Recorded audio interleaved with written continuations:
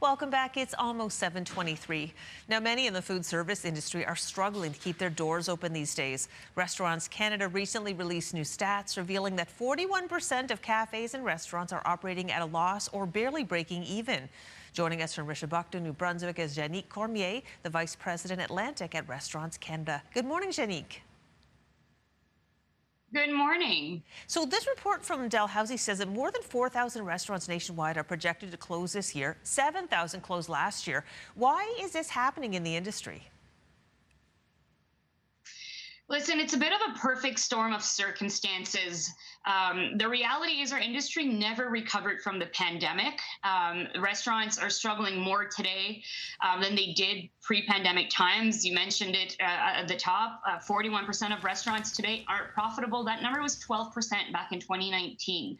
And so at a time where the costs to operate restaurants are increasing significantly, Canadians are struggling to make ends meet on their end, and they're coming out to eat less often. And when they do go to restaurants, they're spending less. And so it's creating a perfect storm of circumstances where unfortunately some restaurants are having to make the hard decisions to close. So let's talk about some of these costs that are rising. What are the biggest costs that restaurants face right now?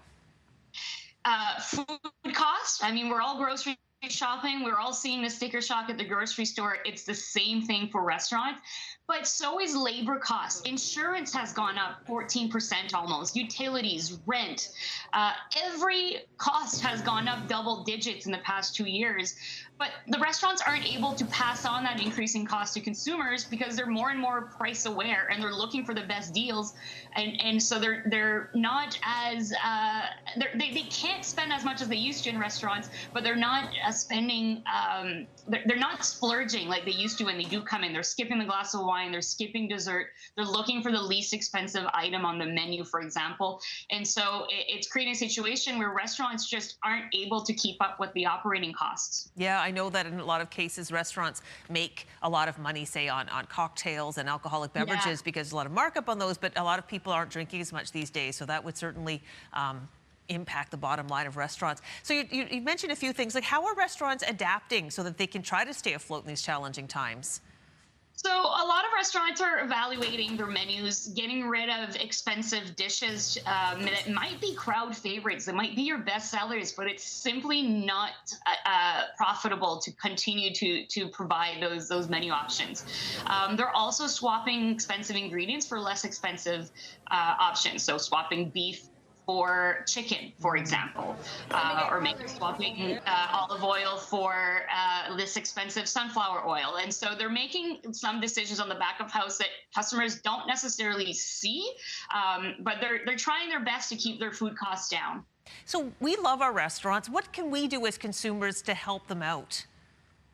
I mean, if you're able to support your local establishments as best you can, and that means maybe you're getting takeout once a week, maybe you're going out and celebrating special occasions, and it's really about supporting your local establishments if you can. It's kind of like when we were back in pandemic times and people said support locals, support your restaurants, go get the takeout.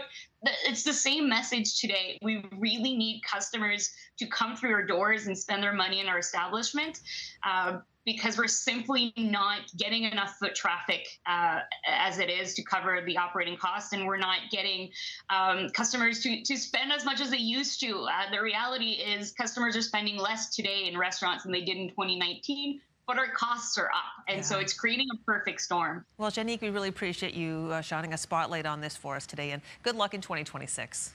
Thank you. I appreciate it. Have a good day. You too. We'll take a break here on Your Morning Atlantic at 7:27. We'll be right back after this.